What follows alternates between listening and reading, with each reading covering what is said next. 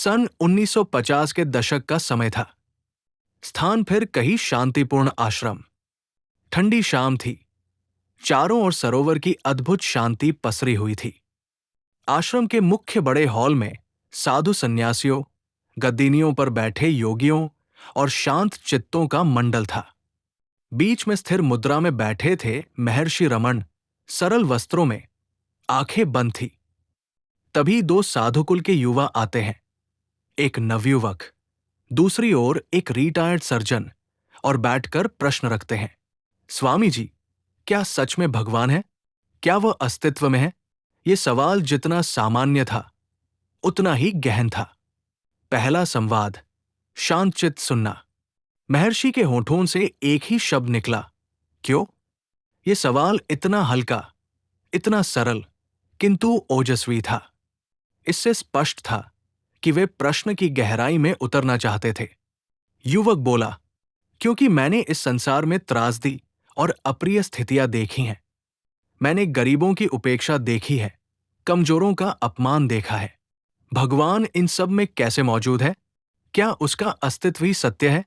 महर्षि की दृष्टि अभी भी अन्नी सी थी, लेकिन उनके हृदय में ऐसा प्रेम था जैसे वे सुनने की साधना कर रहे हों। उन्होंने धीमी आवाज में कहा, जो प्रश्न तुम उठा रहे हो वो जरूरत और व्यथित हृदय से उपजा है।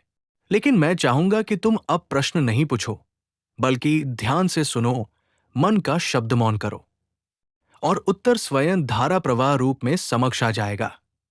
तभी उन्होंने पादयात्रा का मार्ग प्रशस्त किया कि यहीं, वही दीवार की ओर ध्यान लगाओ, और ये देखो कि दीवार है या दीवार का धारणा है।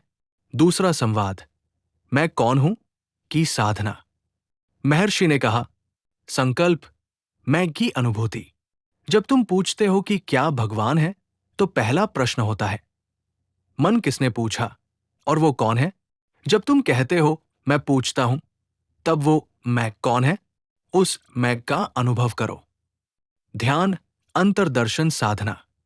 अब आंखें बंद करो, श्वास को सामान्य बनाए रखो और अपने भीतर से मैं की अनुभूति की ओर ध्येय लगाओ।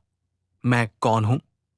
महर्षि यहां चुप्पी साधते हैं और कई साधु चुप हो जाते हैं। खुद का प्रत्यक्ष अनुभव। यदि तुमने कहीं मैं का अनुभव कर लिया, चाहे एक तेज चमक जैसी, तो वो गुरुत्व वाला केंद्र है। ध्यान करो, उसे पकड़ो। वह है जो भगवान के रूप में जाना जाता है। ये कहकर वे आराम से मुस्कुराते हैं। साधु मंडली चुप होती है। वातावरण में दिव्य शांति फैलती है। तीसरा संवाद, गोपनीय सत्य की रूपरेखा। महर्षि बताते हैं, संसार में दुख, त्रास, असंगति इसलिए है क्योंकि हम वस्तुओं को अलग मानते हैं।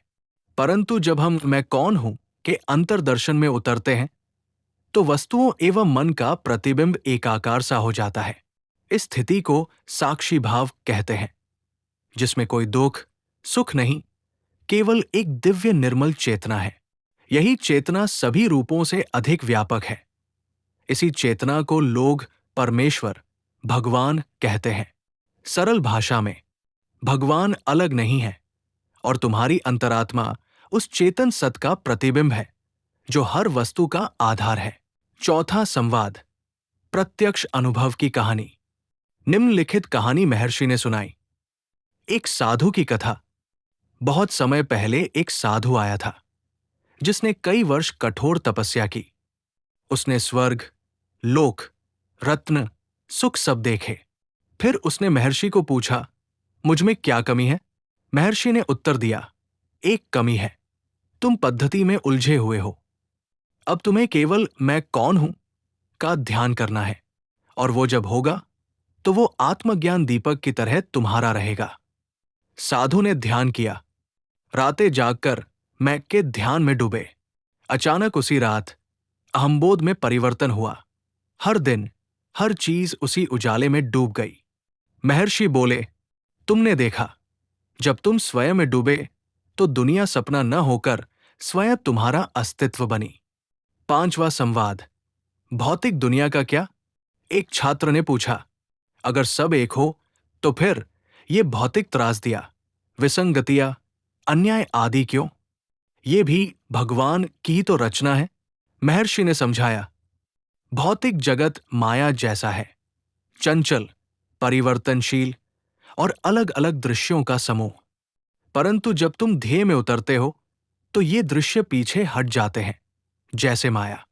और जो शुद्ध निर्मल चेतना शेष रहती है, वही सत्य है, वही ईश्वर है। वे कहते, जब तुम आत्मा में हो तो कोई त्रासदी नहीं है,